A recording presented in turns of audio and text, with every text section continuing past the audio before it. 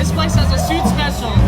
You buy a completed suit, jacket, vest, pants, you're spending about $200.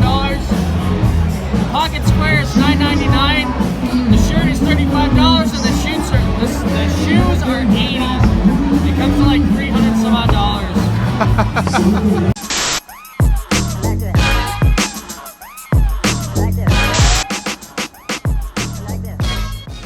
Swear to God, it never ends.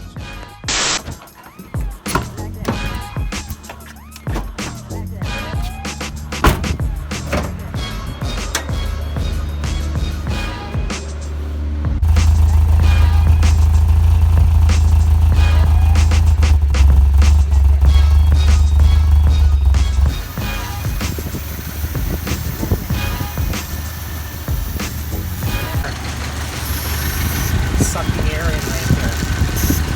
Put your finger on there.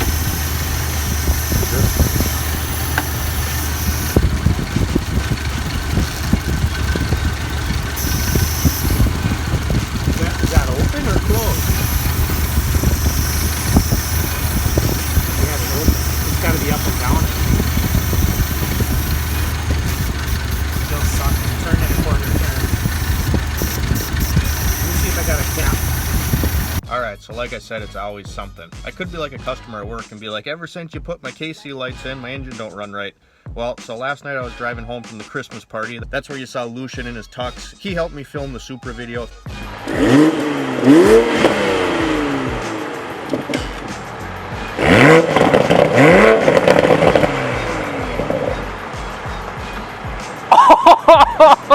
If you haven't checked that out, I'll put a card right here.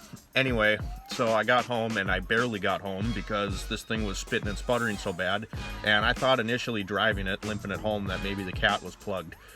Old vehicles, it's a love it, hate it type thing, and there's a vacuum leak. I put that catch can in there to get some of the moisture out of the PCV system before it returned back into the intake.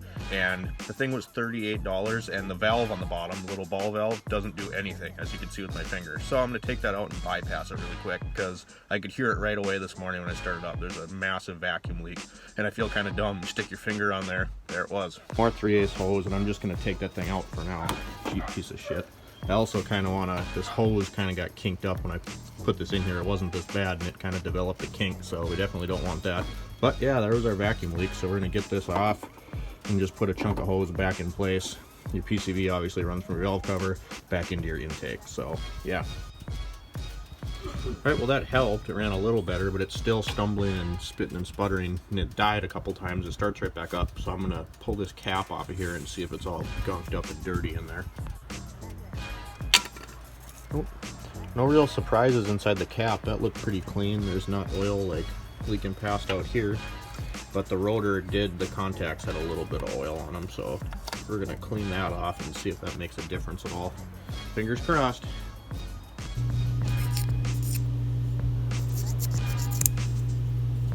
Corroded, filthy looking, huh? It's not bad. I mean, not bad enough that it won't work. Well, I'm slightly annoyed. So if you've ever dealt with these 2.6 G6 engines on these Mazda pickups, a couple of common issues. Obviously this was me, and it ran better after that, but not perfect. Then another issue that these have is if this air box comes off of here, there's a seal in here, and if it's loose, it'll create another vacuum leak. So I did end up finding that this screw was completely gone. So this thing was just hanging out. So I got that tightened up and back in there, and it ran great for like 5 miles. Stopped at the gas station to get something to drink, and it acted up again.